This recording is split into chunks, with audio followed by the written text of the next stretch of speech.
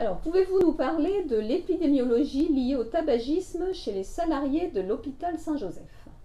Alors, en région PACA, 32% des personnes fument. À l'hôpital Saint-Joseph, 30% des salariés fument. Il n'y a pas de différence significative entre les hommes et les femmes. Il y a une différence significative en fonction de l'âge. Les 25-35 ans fument davantage. Et nous avons aussi une différence en fonction du type de contrat et du type de qualification. En moyenne, les salariés fument 10 cigarettes par jour. Alors, que propose le service de santé au travail à l'égard de ce risque de santé? Depuis 20 ans, nous participons au réseau Hôpitaux sans tabac et depuis 10 ans, nous participons également au Mois sans tabac. Depuis 2018, l'ARS et le CRES-PACA sont venus en aide pour monter un programme de sevrage contre le tabagisme pour le personnel.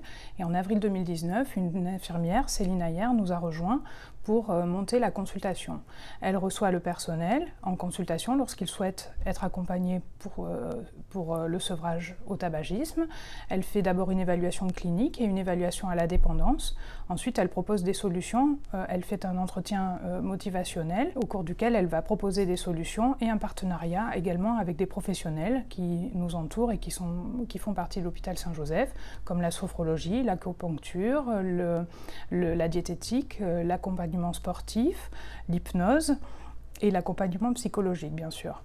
Après ces entretiens, le niveau de dépendance a pu diminuer très nettement et Céline a réussi à aider les personnes au sevrage, puisque 40% des personnes qui ont consulté ont arrêté le tabac. Nous travaillons également en partenariat avec la clinique Saint-Barnabé, qui est une clinique spécialisée dans les addictions et qui peut prendre aussi en charge les personnes lorsque nous avons besoin d'aide. L'établissement s'est récemment engagé dans une démarche lieu de santé sans tabac. Qu'en attendez-vous? Eh bien, la démarche de lieu santé sans tabac va nous permettre de mobiliser tous les acteurs dans le soin, donc tous les services, tous les secteurs hospitaliers, et donc nous permettra de fédérer une action ensemble. 30% de fumeurs, c'est énorme dans la région PACA, et il faut d'abord convaincre pour aider les personnes à arrêter de fumer, les convaincre qu'il est possible de se libérer du tabagisme et de se libérer de cette addiction.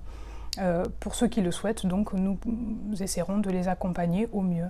Ensuite, il est également très important pour nous de ne pas imposer un tabagisme passif aux personnes qui ne le souhaitent pas.